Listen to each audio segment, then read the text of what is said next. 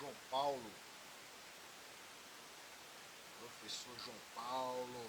que é o nosso convidado de hoje. Ele que vai entrar aí, ele que vai passar todas as informações de como se preparar para mestrado. Cadê professor João? Pessoal, seguinte, mestrado PPG-DH, o pessoal tem muitas dúvidas. Quem é da área jurídica, né? Quem não é da área de ciências humanas, porque é um mestrado interdisciplinar. É um mestrado que atua, né, com diversas frentes. Lá tem o pessoal de filosofia, lá tem o pessoal de jornalismo, lá tem o pessoal de direito, né? O mestrado PPG-DH é um mestrado bem heterogêneo e que vale a pena, né, você tentar. Quem é da área jurídica, cabe sim essa tentativa. Lembrando que essa live ficará disponível, né, no YouTube, ficará disponível aqui também, né, assim que a gente acabar. Oi, Marcelo. E aí, ó, opa, Tava professor escutando? João Paulo, tô escutando, rapaz. Tava fazendo uma breve introdução. Abaixinho aqui, só um... Deixa eu melhorar aqui o áudio.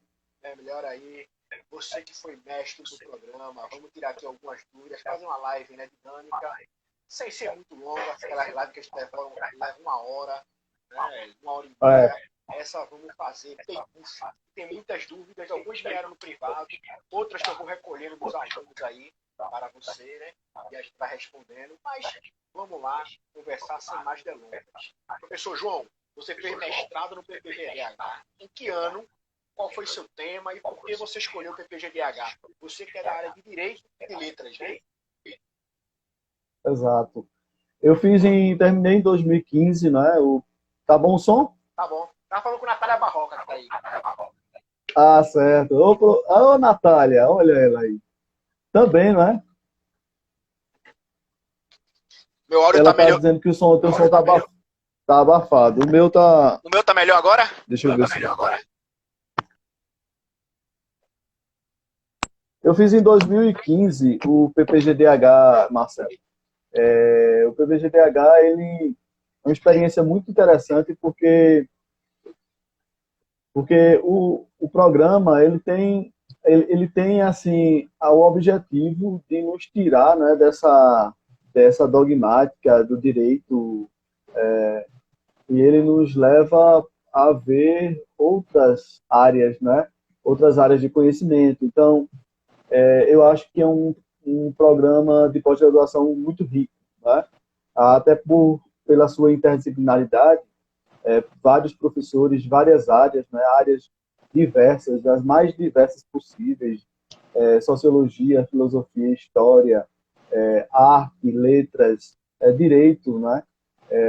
De várias áreas para pensar os direitos humanos. Então, eu acho que é um programa assim que tem um diferencial muito grande, porque o meu som tá bom? Ah, ok. Tem um diferencial muito grande assim o PPG-DH, né? Ele é um programa que se destaca por essa visão, né? Até mesmo holística, né? Das inteligências, dos conhecimentos, né? Não ficar parado em um apenas, mas a gente tem a abertura para perceber e para beber de outras áreas. Isso eu acho que é bem interessante, é uma contribuição muito legal. O meu tema, inicialmente, e isso é possível que aconteça com outras pessoas, nós normalmente entramos com um pré-projeto e depois esse pré-projeto ele vai sendo lapidado, daqui a pouco ele sai com outro tema, né? Eu sei que o meu trabalho, eu terminei, assim, meu trabalho foi um estudo, né, sobre o movimento de educação de base, o MEB, né, como um movimento de resistência aqui no Brasil, né? É um movimento que foi criado, é um movimento de educação, a educação popular, que usava o rádio, né, como um veículo, né, de interação. É interessante que a gente pode até dizer que são os primeiros passos da educação à distância, né, no Brasil, né, foi do médico. E era uma educação a partir do rádio, era uma educação radiofônica. E eu estudei a percepção de educação e trabalho desse movimento, né, desse movimento de educação de base, nos livros didáticos que eles tinham, né? É um movimento que isso também tem um fundo interessante, porque a minha preocupação era também trazer um movimento de resistência à ditadura militar, né? O MEB foi um movimento altamente perseguido pela ditadura militar, porque se opôs à ditadura, claro. E então muitos membros do MEB foram perseguidos, alguns presos, alguns torturados, e assim me chamou muita atenção esse movimento que é pouco conhecido no Brasil, né? Mas que tanto fez e ainda tanto faz para a educação de jovens e adultos, para a educação, né, de um modo até geral, né? O foco deles realmente é jovens e adultos, principalmente aqueles que trabalham manhã e tarde e não tinham tempo para ir para as escolas, né? Então eles pensavam esses jovens e adultos. Não, essa é a pergunta que eu vou fazer Então, depois, vai agora. certo. Vá dizendo. Certo. Você está colocando a pergunta. Então é isso. Então, assim, eu entrei no PPGDH, eu tenho 2 graduações. Tá? Eu tenho letras e tenho direito. Então, é interessante porque você consegue, né, fazer uma leitura no próprio PPGDH dessas várias áreas que você tem como um fundamento. Mas isso não quer dizer, tanto que algumas pessoas podem até pensar que o PPGDH só para pessoas que são provenientes de direito, né? São egressos do direito, mas não é. O PPGDH é uma pós-graduação que não existe pré-requisito para o direito para ele, né? Então, não necessariamente você tem que ser graduado em direito. Para vocês terem uma ideia, eu tinha colegas de classe que era formada em educação artística, por exemplo, ou que era psicólogo, então não necessariamente deve estar ligado ao direito para fazer o mestrado do PPGDH. E isso é muito interessante, porque os nossos mestrados no Brasil, eles são muito pragmáticos. Na verdade, a ciência é muito pragmática. Ô João, falou que tem... Rapidinho, aproveitar aqui que você... Tá me ouvindo bem? Certo. Tá me ouvindo bem? Tô sim. Não sei se você está me escutando bem. Tô ouvindo. Veja só. Tá alguém de direito que faça esse mestrado pode dar aula em faculdade de direito, serve como título. São as principais perguntas que a gente recebe. Se quem faz o mestrado do PPGDH, que é interdisciplinar, que vai conviver com professores de outras áreas, que vai conviver com alunos de outras áreas, que vai estudar lá matérias não jurídicas. Quando terminar o mestrado, as faculdades de direito aceitam esse diploma. Esse diploma serve como título para algum concurso de professor. Tá fazendo eco. Certo. Tá fazendo eco. Eu acho que é a tua... a minha. Se esse diploma serve para concurso de professor, é uma coisa que muita gente pergunta. Eu acho que tá pior agora. O teu som. Tá pior. Se tu tirar o fone. Não é o teu não, bicho. Fecha o teu áudio. Quer que eu tire esse não, é o meu. Não, é o meu. Ei. Não, mas tá bem. Vamos lá. Tô falando aqui. Agora saiu isso aqui. Não, tá fazendo eco. Saiu? Tá fazendo eco. Não, mas eu acho que... Não, eu tô no fone. Deixa eu tirar o fone para ver se... Veja, eu falando agora. Melhorou. Melhorou, não foi? Saiu o eco. Pronto, então vamos tirar esse fone aqui. O eco vem do meu, né? Mas foi o fone dele que tava dando eco, porque eu tava falando e o dele repetindo. Aí ficava 2 vezes. Eu acho que é isso, então. Eu acho que é isso. Vamos lá, bem. Foi teu... Olha, ficou melhor, eu acho que tua voz está melhor. A pergunta, terminando a formulação. Quem faz o mestrado do PPGDH pode dar aula em faculdade de Direito, né? Segundo ponto, todo mundo vem nisso. Eu sou da área jurídica, se eu fizesse mestrado interdisciplinar, vai servir como título para um concurso de professor da área jurídica, eu vou poder fazer doutorado em Direito, as faculdades de Direito vão me aceitar como professor de Direito, né? É uma pergunta que todo mundo tem. Por quê? O mestrado do PPGDH, ele é interdisciplinar, ele dialoga, né, com outros professores de outras áreas, e os alunos são de diversas áreas, como você bem falou. Diz aí essa resposta pela tua experiência, se isso é tranquilo. Como é que é isso aí? Ó, primeiro, se um concurso ele tem esse empecilho, que pena, né, que esse concurso tem esse empecilho. Se ele tivesse esse empecilho, normalmente os concursos eles não têm, eles não apresentam empecilho. Concursos, por exemplo, para a seleção de professores de universidades públicas, eles não têm esse empecilho de, por exemplo, ensinar em um curso de direito, ser formado necessariamente em um mestrado ou doutorado em direito. Não necessariamente, tá? Então, isso, por quê? Isso é bem interessante. Por quê? A gente precisa entender que o mestrado e o doutorado, eles são necessariamente um grau científico, né? Então, você pode se especializar em alguma coisa, mesmo alguém já pode até dizer, não, eu sou especialista em alguma área específica, até mesmo fazendo especialização, aquela especialização que a gente chama, né? Aquelas mais simples, de 1 ano e 2 meses. E você pode se especializar em uma área específica e você pode até ser um técnico nessa área específica. Só que o mestrado, e isso é muito bom, Marcelo, que o mestrado ele não torna você um técnico em uma área.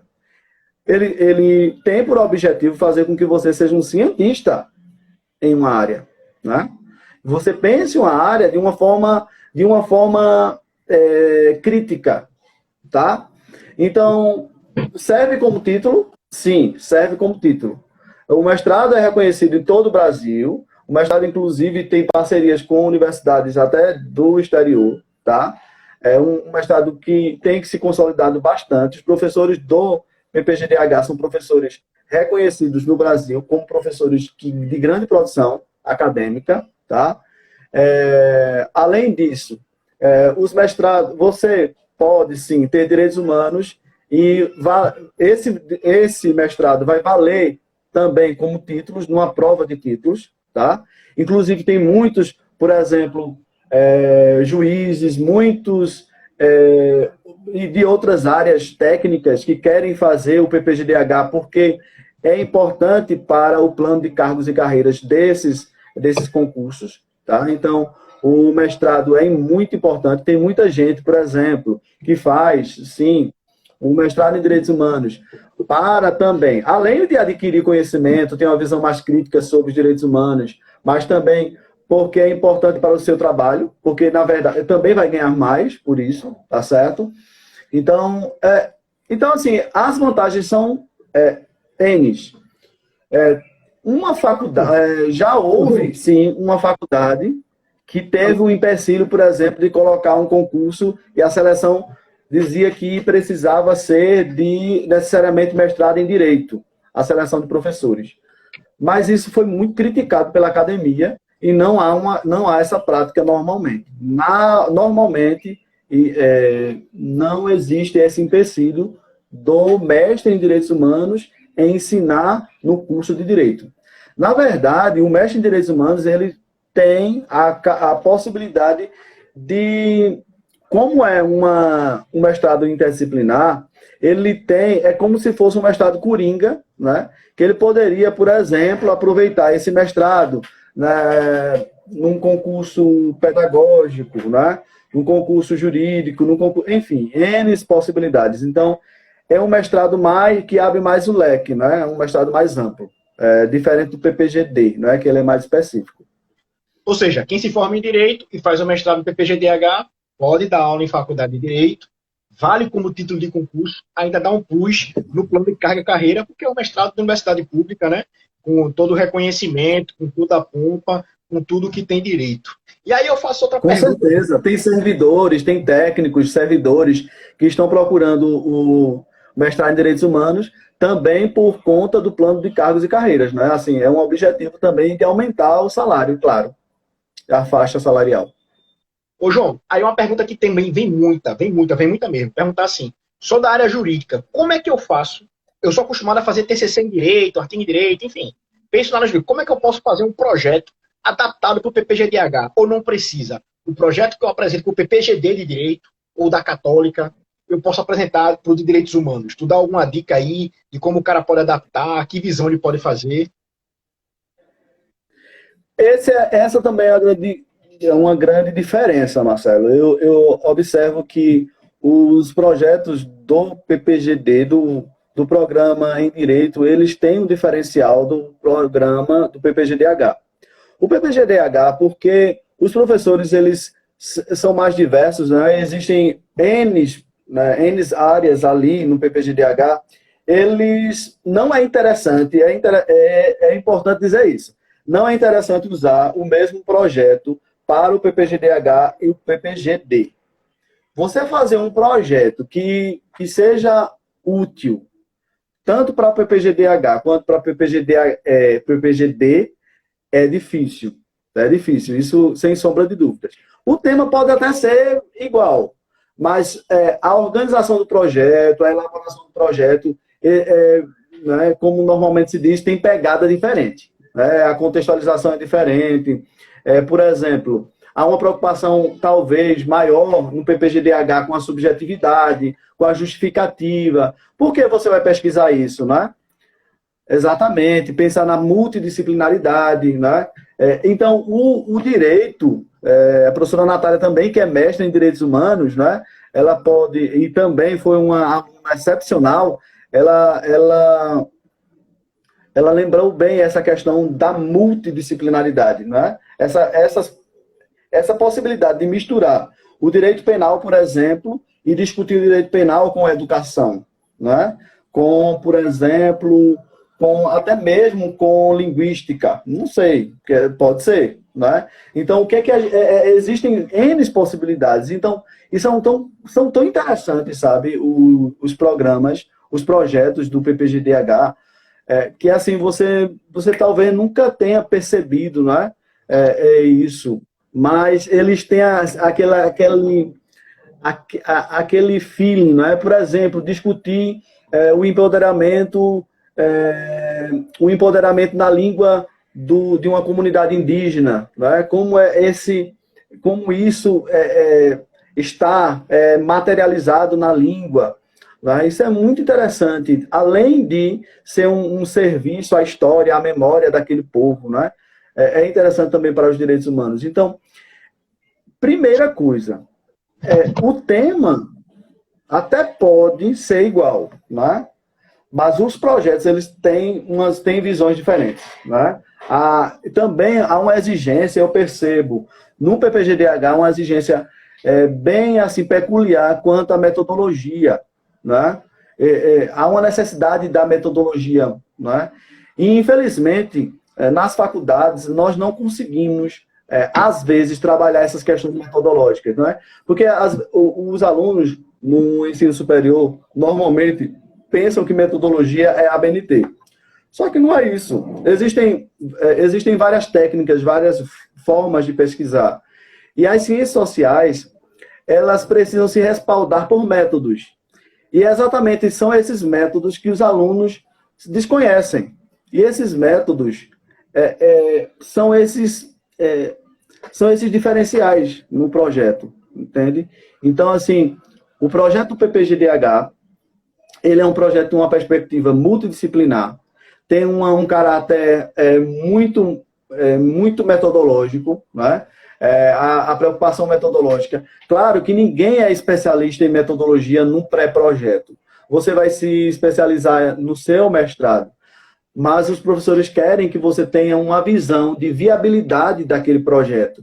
Você não pode só dizer que o projeto, eu vou tirar esse projeto da minha cabeça, esse projeto é lindo, mas como eu vou pesquisar isso? E qual é o respaldo científico para isso, né? Não adianta também você... afinal de contas, eu estou fazendo ciência, né? E por fazer ciência, eu preciso ter um respaldo científico, metodológico, científico, para fazer isso. Então, assim, o PPGDH, ele tem essa preocupação, tanto na multidisciplinaridade, não é? Quanto nas questões relacionadas à metodologia. Mas não é metodologia especificamente a ABNT, não é isso. A metodologia até nos passos mesmos que a pesquisa vai propor, né? Como você vai conseguir colocar aquela pesquisa, tirar aquela pesquisa do papel? O que é que você vai fazer, né, para tirar aquela pesquisa do papel? Ela é viável ou ela não é viável?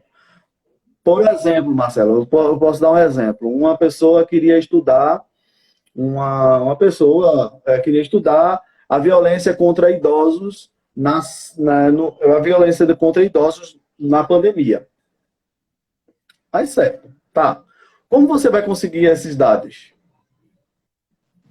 É muito bonito. Está muito relacionado aos direitos humanos, às violações de direitos humanos. Né? Nós percebemos, por exemplo, que se os idosos estão mais em casa, então provavelmente, isso é uma hipótese, provavelmente os idosos também têm sofrido mais com a ansiedade, né, do período do ficar em casa.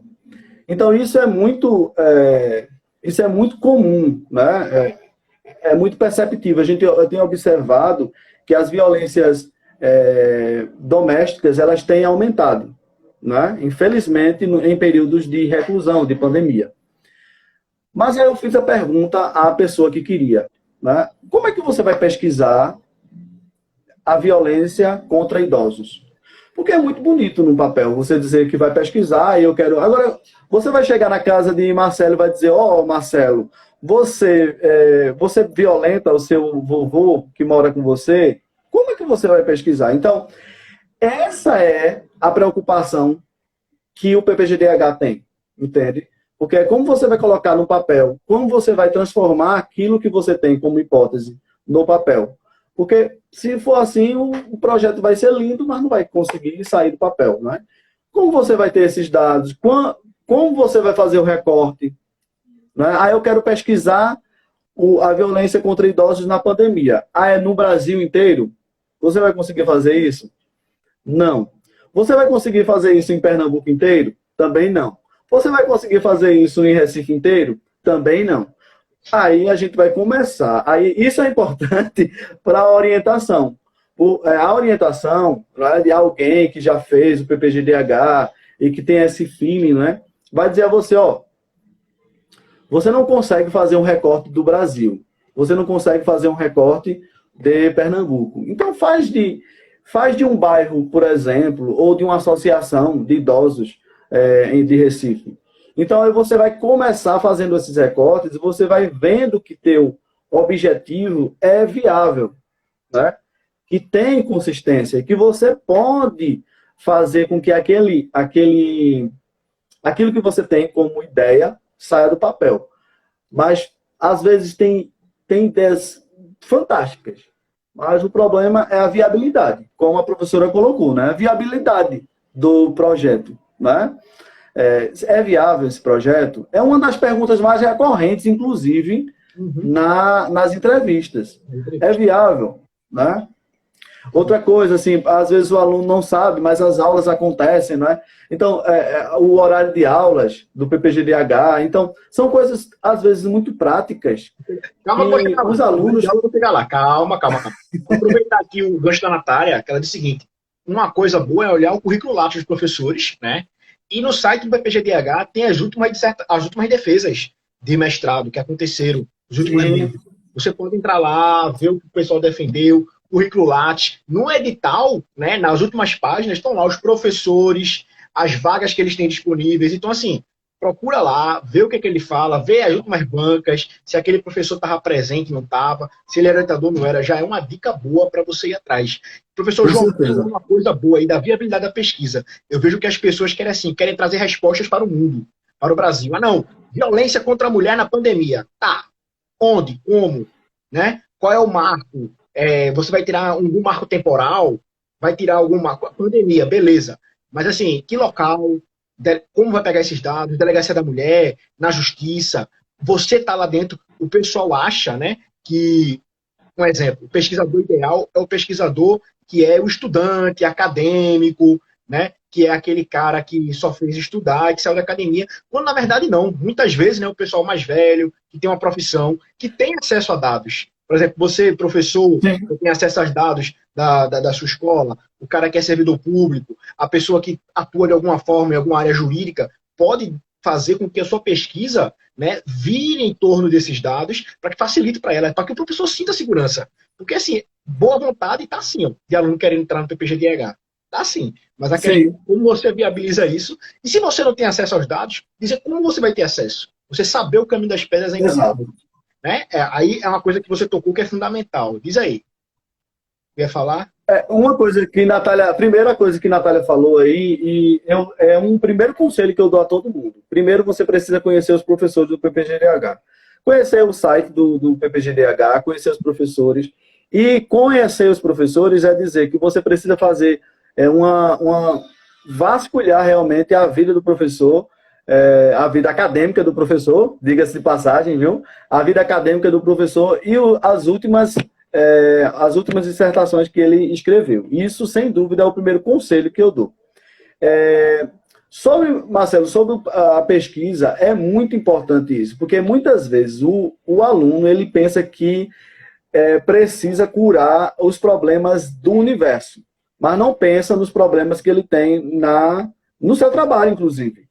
Por exemplo, eu sou professor de uma escola que tem questões de violência, né?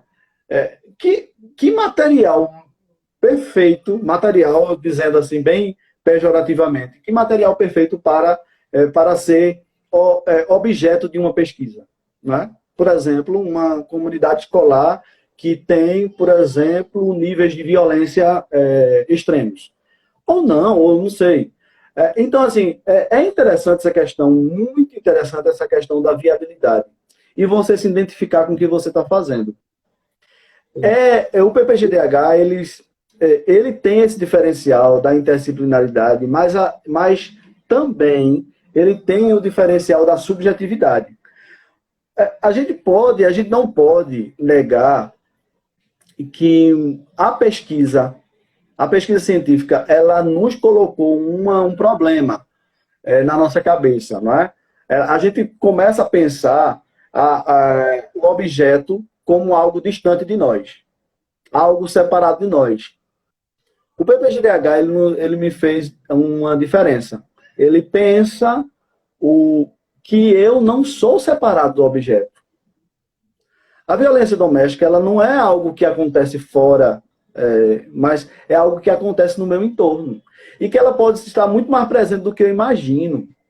A violência escolar, por exemplo, né? Então, assim, eu preciso ressignificar as coisas. Muitas vezes eu quero, por exemplo, eu queria estudar os direitos humanos de uma comunidade na África. Beleza, ótimo, excelente. Mas por que você não pode estudar de uma comunidade, por exemplo, da sua comunidade? Entende? Muitas vezes a gente pensa em dar respostas para outras sociedades, como diria Bauman, né? Mas não pensa na nossa. Ô, João, então assim, o PPG-DH, a diferença dele, vamos dizer assim, com o PPG-D de direito, é a proximidade da pesquisa. Ou seja, você tem uma pesquisa mais próxima de uma cidade, de uma entidade, de algo mais concreto, é ideal. Porque o pessoal pensa direitos humanos, não, vou estudar a ONU, vou estudar a Corte Interamericana, não, né? Eu vou estudar os direitos humanos, aqueles que estão ali ao redor, aquele ali do dia a dia, aquilo ali que está mais concreto, vamos assim dizer. Correto? O PPG-DH aqui em Recife, ele tem muito uma questão pragmática, empírica, né? De pesquisas empíricas. De pesquisas que veem realmente, que olham o social, tá? Então, assim, se você observar, é muito recorrente, ou é pouco, o contrário, é pouco recorrente pesquisas exatamente teóricas. É muito difícil uma pesquisa teórica no PPG-DH. Eu quero discutir, por exemplo, o princípio da dignidade humana nos filósofos neocantianos. Ótimo, está tudo relacionado com direitos humanos.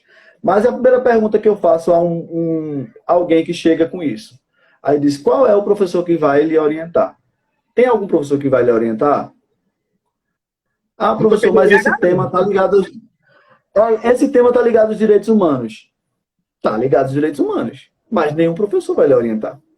No PPGDH, não. Pode ser em outro programa, mas no PPGDH, eu quero falar sobre, enfim, esses temas que nós pegamos, por exemplo, muitas vezes na área jurídica, não é? Temas, né, discussões teóricas. Essas discussões teóricas não são a preocupação do PPGDH. Porque no próprio programa, ele diz exatamente que ele tem o objetivo de trazer a discussão à sociedade. Então, o PPGDH, ele é um programa prático, teórico, metodológico, mas também prático. É como se eles estivessem preocupados com o que você vai oferecer à sociedade. O que é que você vai oferecer à sociedade depois? Você vai fazer uma pesquisa, você vai discutir o princípio da dignidade humana nos neocantianos. Aí sim, e a sua sociedade? O que é que você está fazendo? Qual é a contribuição? Gente, diga-se passagem, eu não estou dizendo que discutir os princípios da dignidade humana não é importante. Eu não estou dizendo isso. Mas eu estou dizendo que não é o perfil do PPGDH. Porque é muito importante que eu conheça o perfil do PPGDH. Né? Por exemplo, eu quero estudar os direitos humanos e o neoliberalismo. Né?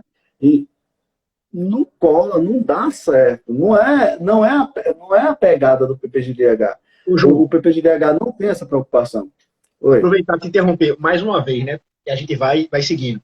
Vê, tu falou aí sobre o projeto, um tema interessante, que o cara tem que focar nos aspectos metodológicos, mostrar como vai fazer a pesquisa, beleza. Quem é da área jurídica, adaptar para multidisciplinariedade, tentar dialogar com outras áreas e tentar trazer uma realidade próxima para a pesquisa. Tranquilo. E para a prova oral, que aí tem um grande problema, né? O que é que os professores na prova oral querem que você apresente, né? E o que é que você, por exemplo, pode ser questionado na prova oral? Tu pode dar essa visão aí. Eu sei que é curto e tal o tempo, mas dá alguma dica aí pro pessoal nesse sentido?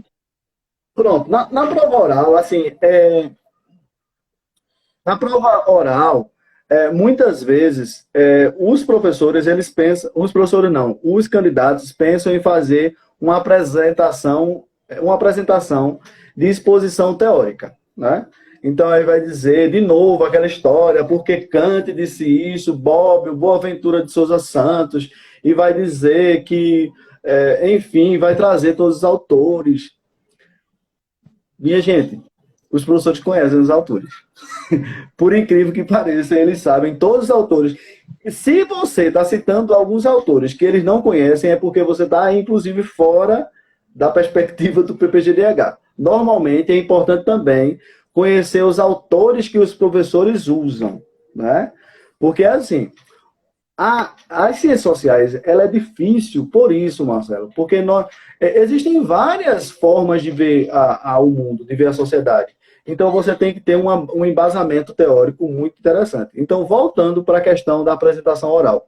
Tem gente que acha que é trabalho de apresentação de TCC. Ou de TCC não, de trabalho de faculdade, que vai ficar falando, professor, o princípio da dignidade é isso, depois... Não, gente. Você precisa, normalmente, e nesse ano vai ser 10 minutos a apresentação, você precisa organizar a sua apresentação de forma a dizer todos os tópicos, ou levantar todos os tópicos do teu pré-projeto na apresentação. Lembrando que essa apresentação, ela precisa ser muito objetiva, muito tranquila, muito calma.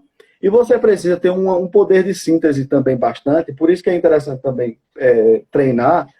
Você precisa ter um poder de síntese, porque você precisa dialogar com os autores que você está trazendo na tua pesquisa. Tá? Mas nada de ficar na fundamentação teórica só. Os professores querem saber qual é o teu problema de pesquisa. Eles querem saber qual é o teu objetivo. Qual a justificativa, Marcelo, de você estar fazendo esse trabalho?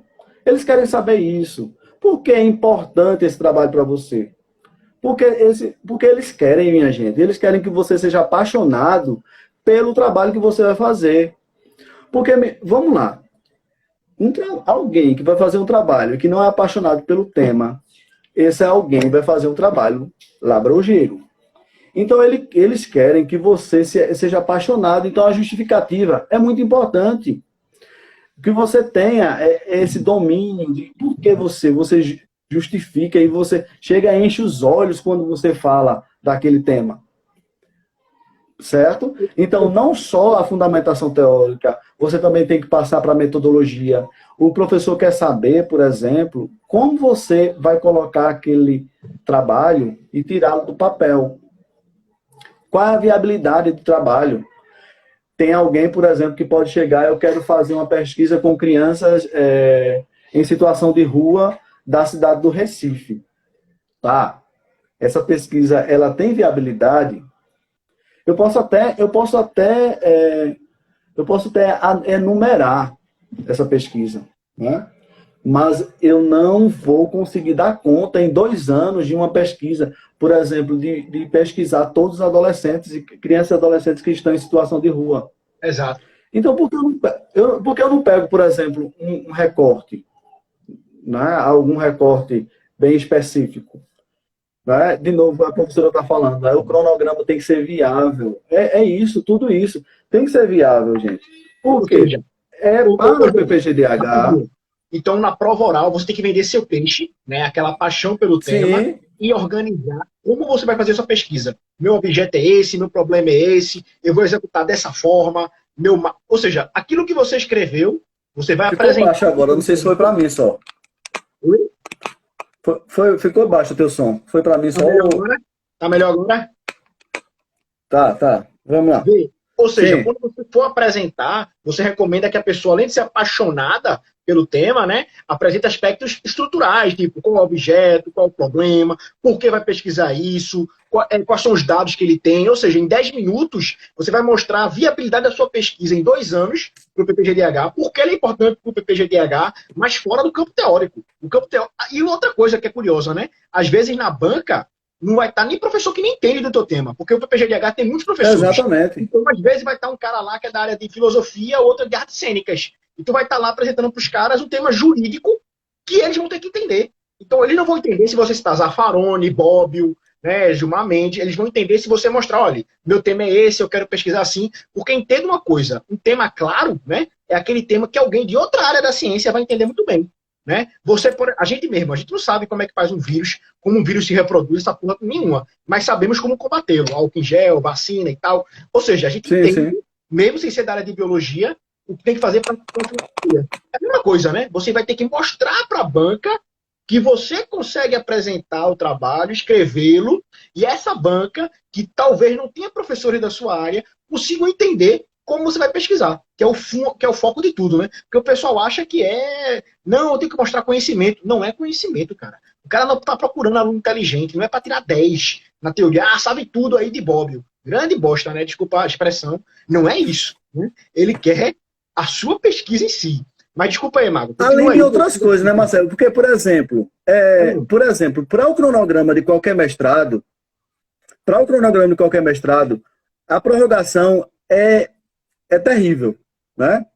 Porque quando o aluno prorroga a apresentação de uma dissertação, de uma tese, isso é ruim para o próprio programa. Ele perde em pontos. Então, imagine eu pergunto a você, Marcelo, você mora onde? Eu moro em Petrolina. Como é que você vem para a aula? Não, eu vou ver um jeito, eu vou dar um jeito, vou ficar vindo. Porque na hora da apresentação, pode ser que ele faça algumas perguntas de ordem teórica, de ordem prática mesmo. Você mora onde? Você trabalha com o quê? Não, eu trabalho de manhã e tarde. Sim, aí você vai estudar que horas, meu amigo? Se o PPG-DH tem aulas de manhã ou tarde. Né? Então, assim, são coisas que parecem banais, mas são coisas que são simples e que contam bastante. Porque imagine você, se ele vai aprovar Marcelo, se Marcelo mora em Maceió, Marcelo trabalha de manhã e tarde, Marcelo tem N coisas e ainda... Não, gente, infelizmente, e isso é um problema para as universidades, tá? É um problema. Mas as universidades, elas precisam correr contra o tempo. E elas precisam dar conta dos seus programas. E elas precisam dar conta do seu programa no tempo previsto.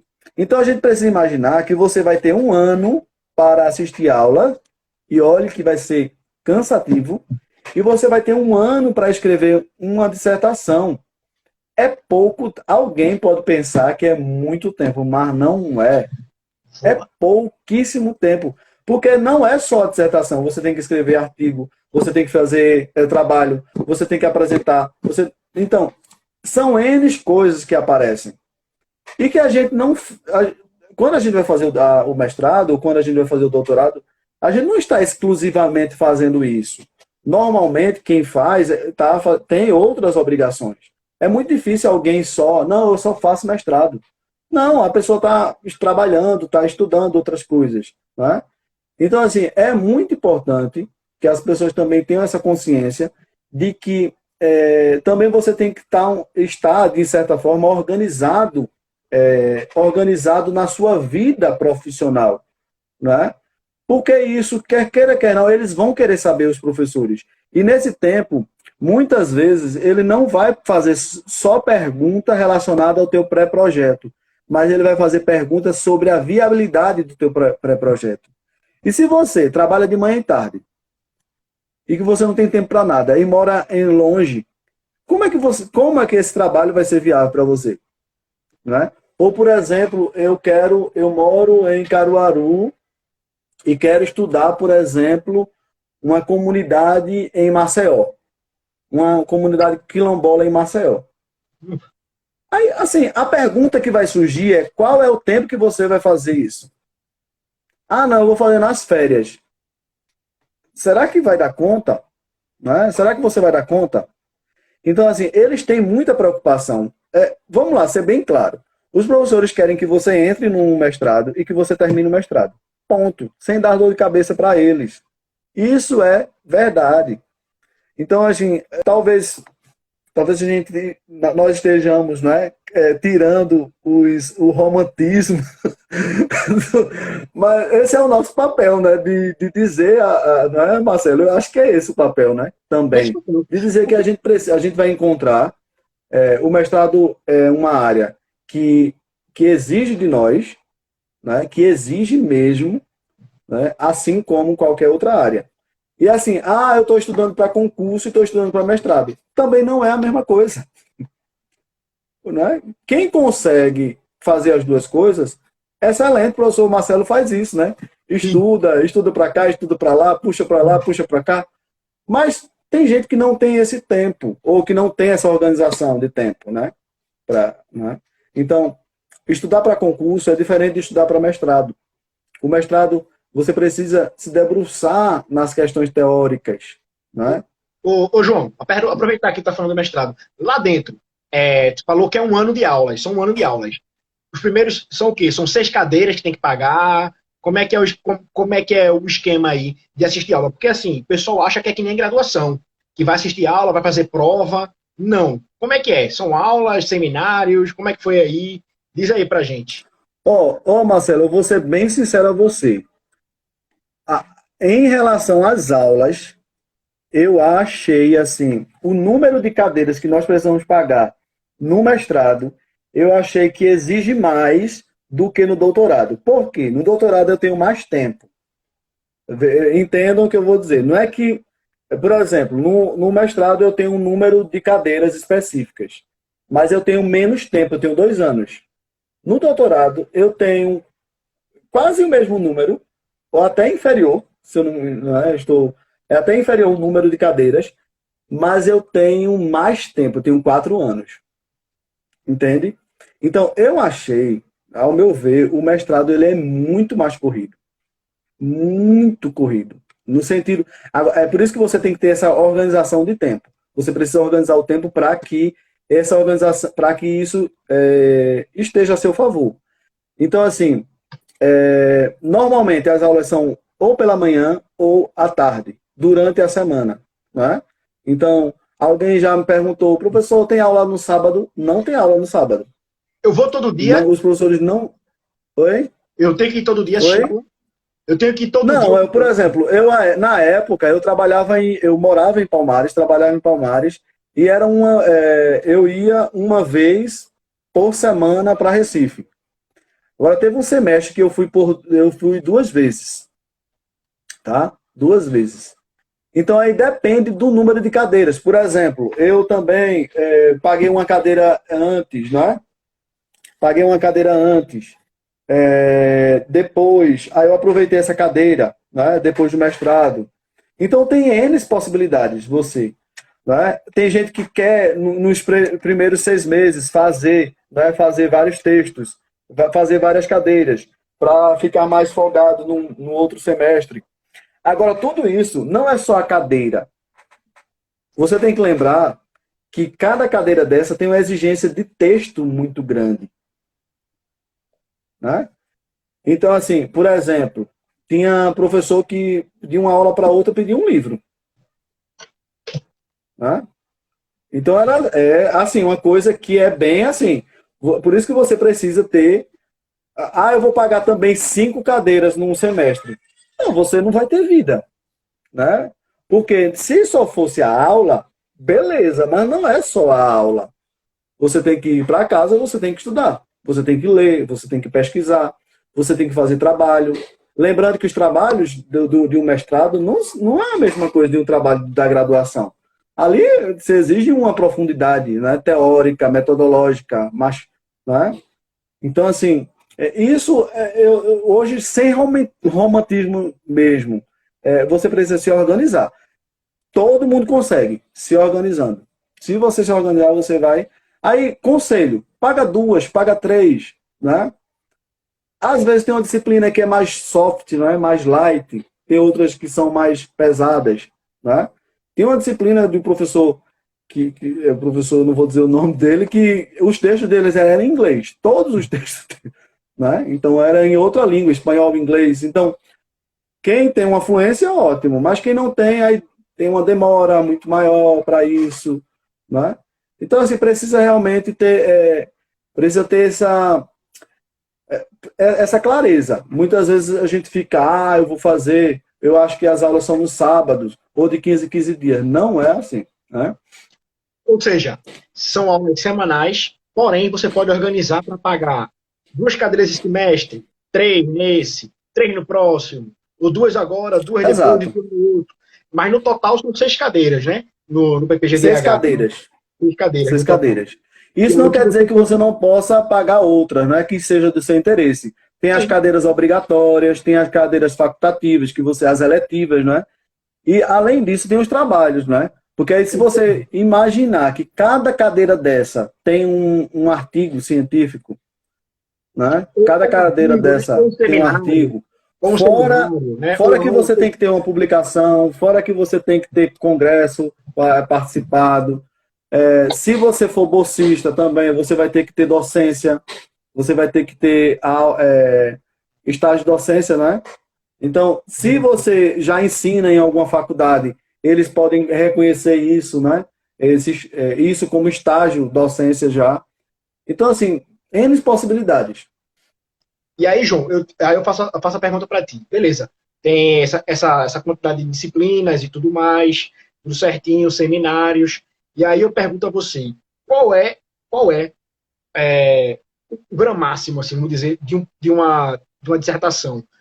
Exemplo, você entrou com um tema lá dentro, você pode mudar o tema do seu projeto para um outro tema diferente, e uma média assim de páginas de dissertação. Tem alguma média lá no PPGDH? Como é que é esse processo de construção?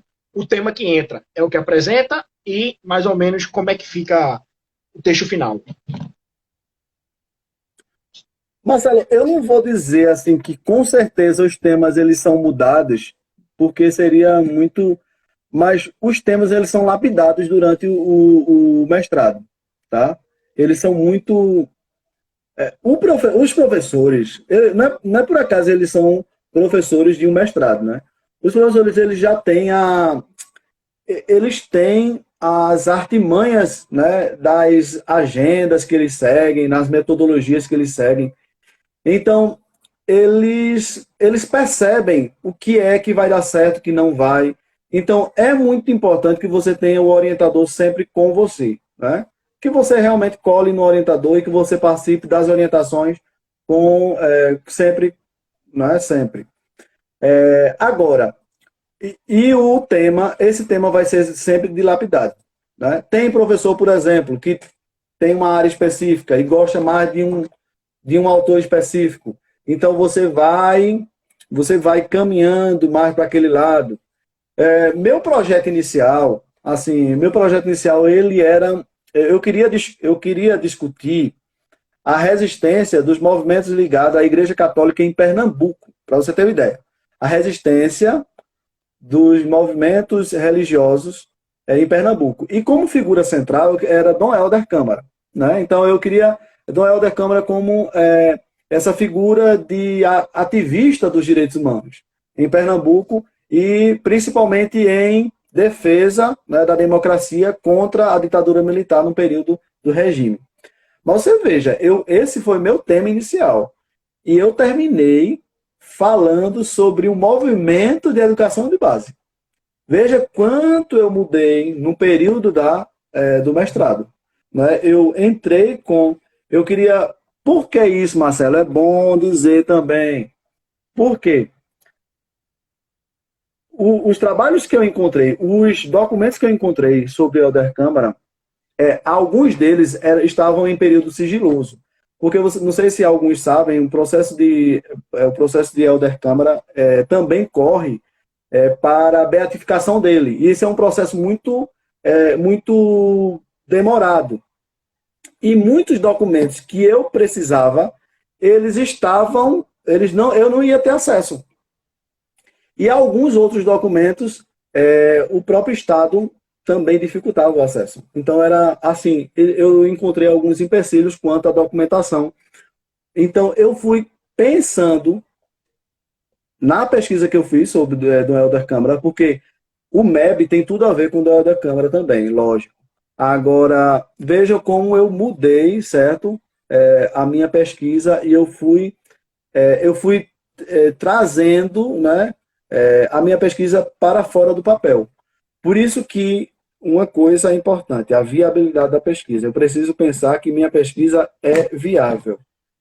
Ela é viável? Como ela é viável? Como eu vou fazer para que essa pesquisa saia do papel? E isso, no processo do mestrado, você vai lapidando. Claro, e normalmente, quando você entra com um tema, às vezes um tema bem bonito, bem organizado, muito amplo, e você vai cortando, e vai ficando um tema mais enxuto, mas um tema que é possível dar conta. É importante que você tenha a capacidade de fazê-lo sair do papel. Porque se não for, vai ser trabalho. Ou seja, João, vamos lá. Resumo da nossa live aqui para entrar nas considerações finais. É possível alguém da área jurídica fazer o mestrado no PPGDH e valer como título? PPGDH tem o título de mestrado lá e pode ser professor universitário na área jurídica? Pode. Vale como título de concurso? Vale. Sim. Meu tema continua o mesmo? Nem sempre. Pode mudar. Nem sempre. Maturidade. É um mestrado puxado? É puxado. Mas não é inviável. Você pode se organizar. Claro, se você trabalha 2 expedientes, está inviável. Se você mora em uma cidade muito longe... Mas Marcelo, desculpa se atrapalhar, mas todo mestrado você precisa se organizar. Porque se você não se organizar, você não vai dar conta. Qualquer um deles. Exatamente. Qualquer um deles. Você sabe disso, né? Perfeito. Você, não é? Porque eu vou fazer mestrado e eu vou fazer 300 coisas também. Não, você tem que tirar um tempo para estudar. E porque não é só assistir aula.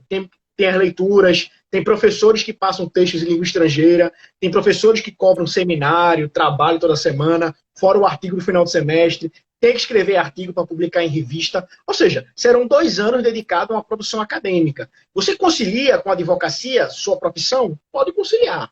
Você concilia com o seu emprego? Pode conciliar. Você concilia com o seu emprego, mestrado, família, mais tudo para concurso? Aí já fica mais difícil, né? Porque aí é complicado para você e complicado também para a qualidade do seu trabalho. Enfim, o PGDH é um programa... Mas consegue, ó, se você se organiza, eu conheço pessoas altamente, assim, cheia de trabalhos, de outras ocupações, mas consegue. Se você se organiza, você consegue. Agora, não pense em fazer um trabalho de forma desorganizada. Assim, desorganizada, eu vou fazendo e vou empurrando com a barriga. Não vai dar certo. Você precisa se organizar. Ter um cronograma de estudo, ter... Não, são 30 vagas no PPGDH, 30 vagas, né? Você entrar lá não é fácil, o pessoal se assusta, não é fácil, né? Entrar lá, mesmo com a quantidade de vagas. Porém, se você fizer um básico bem feito, né, um trabalho que dialogue com o programa, que dialogue com direitos humanos de forma concreta, você tem grande chance de entrar. Na sua apresentação, você defender seu trabalho de forma coerente, tem grande chance de entrar. Depende muito, muito, muito de você conhecer o programa, saber o que vai pesquisar, saber o caminho das pedras para poder passar e estar lá dentro. E lá dentro é outra guerra, é outra batalha. Lá dentro você que luta para sair de lá de dentro e se organizar com a sua vida para cumprir tudo certinho. A live vai ficar gravada assim.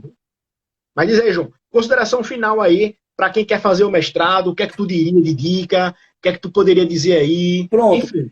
Eu acho é essencial conhecer o programa. Né? Conhecer o programa, eu digo, é vasculhar, se interessar mesmo pelo programa, ler as questões relacionadas ao o site que eles têm. Tem muito material muito interessante, né?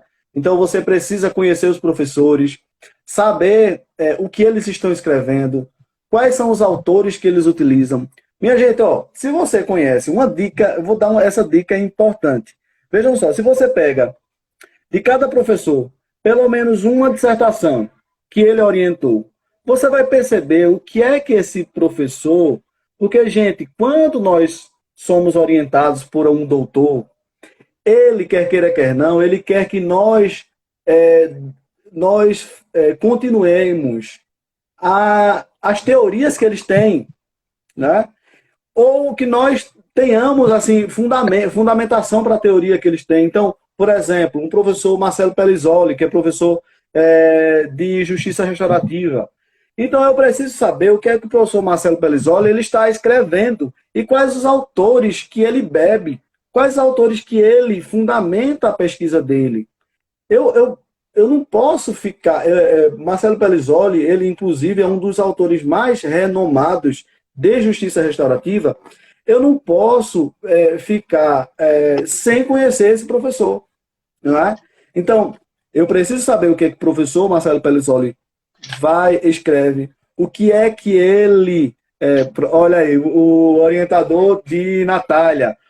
Onde é que ele bebe das pesquisas dele, dos textos dele. Eu preciso ler as dissertações, inclusive da professora Natália Barroca, né? A dissertação dela que foi uma das mais premiadas, né? Lá do PPGDH. Então você precisa escolher, eu vou escolher uma dissertação ou outra, né? E as palestras, se é possível, ser um ouvinte desse professor, assistir aulas dele, você precisa se inteirar, conhecer o programa. Conhecer. E, gente, nós que somos do direito, veja, é conhecer mesmo. Nós vamos quebrar tantos paradigmas, tantas coisas. Vocês não imaginam o quanto. O PPGDH ele tem essa capacidade de fazer com que a gente pense muito mais amplo. Eu não estou dizendo que quem faz PPGD não é assim. Não, não é isso. Mas o PPGDH ele dá essa possibilidade de você discutir outras coisas, por exemplo, com um sociólogo, com um cientista político, outras que às vezes numa disciplina que é só dogmática você não vai conseguir. Então, conheça os professores, tá? Conheça o programa, leia direitinho o edital, converse com alguém que já fez o mestrado no PPGDH. É importante essa orientação. Tem gente que vai fazer, e você disse, Marcelo, as vagas são muitas, mas cada vez mais o programa PPGDH é um dos programas mais disputados, né? Mais concorridos. E vejam só, uma das etapas é currículo. E os currículos, o currículo do pessoal é pesado. É pesado. Tem gente que tem um currículo muito, né? Então, até mesmo a orientação, o que é que eu posso fazer para aumentar o meu currículo? Para fazer algumas coisas, para melhorar o meu currículo, dar um plus, né, no meu currículo. Fazer o quê? Eu posso fazer o quê? Para ter acesso a outros cursos, a minicursos, a formações que estejam ligadas a direitos humanos, nessa perspectiva interdisciplinar. Então, dica, procure coisas de educação, procure coisas de metodologia, de sociologia, procure coisas de de ciência política, que esteja relacionado a direitos humanos, né? Então, assim, façam essas discussões, né? Eu acho que tem N possibilidades, N discussões para ser feitas no PPG-DH, e cada trabalho é mais criativo, mais bonito do que outro. Assim, a contribuição que cada trabalho faz, a reflexão de, por exemplo, ultimamente, eu soube de um aluno, ex-aluno de uma instituição que nós ensinamos, que apresentou um trabalho sobre uma comunidade indígena. E foi um dos trabalhos mais assim, elogiados nessa semana, né, de dissertação. E assim, ele fez um trabalho muito bom, que é um dos alunos nossos aqui da instituição. Então, assim, ex-alunos, né? Então, assim, vejam, é preciso conhecer esse trabalho desse pessoal, é preciso conhecer, é preciso né, olhar realmente com carinho, ler o edital, ler o site todinho e procurar esses professores e os seus orientandos. E, se possível, assistir aulas com eles. Certo? Isso, sem dúvida, vai ajudar bastante para a preparação, né, do mestrado. Professor João, agradeço aí, né, ter cedido essa segunda-feira à noite. Né, você que é professor aqui do nosso curso para o PPG-DH, conhece muito, já aprovou muita gente aí. Ano passado, salvo engano, foram 3, né? 4 chegaram na prova oral, 3 passaram. Ano retrasado também uma quantidade boa. No outro ano também uma quantidade boa. Enfim, todos os anos a gente marca a presença lá, sob sua orientação e sua paciência. Que você, meu amigo, você é o cara da paciência aí, da tranquilidade para os nossos alunos da mentoria. Sim, sim. Realmente, nós temos muitos orientandos nossos têm realmente conseguido, e que coisa boa, né, que eles tenham conseguido. E quanto é importante esse período de orientação conosco, né? Quanto é importante você conversar com outra pessoa, dialogar e alguém dizer assim, ser aquele advogado do diabo mesmo. Você acha que isso vai dar certo? Né? E você ficar com aquilo na cabeça e não dormir. Tinha gente que dizia, mandava áudio de madrugada e dizia, né? Tem alguns alunos, inclusive, desse ano que estão aqui, né? E dizia assim, alguns diziam, né? Professor, eu estou sem saber o tema ainda, o meu tema. E nós vamos construindo pouco a pouco, e a pessoa vai chegar no tema, vai construir o seu texto, né? E vai ser êxito, com certeza. É isso. Até mais, João. Obrigado aí por tudo. Você que é mestre no Valeu. doutorando na Unicap, professor aqui do Corpo Juris, enfim.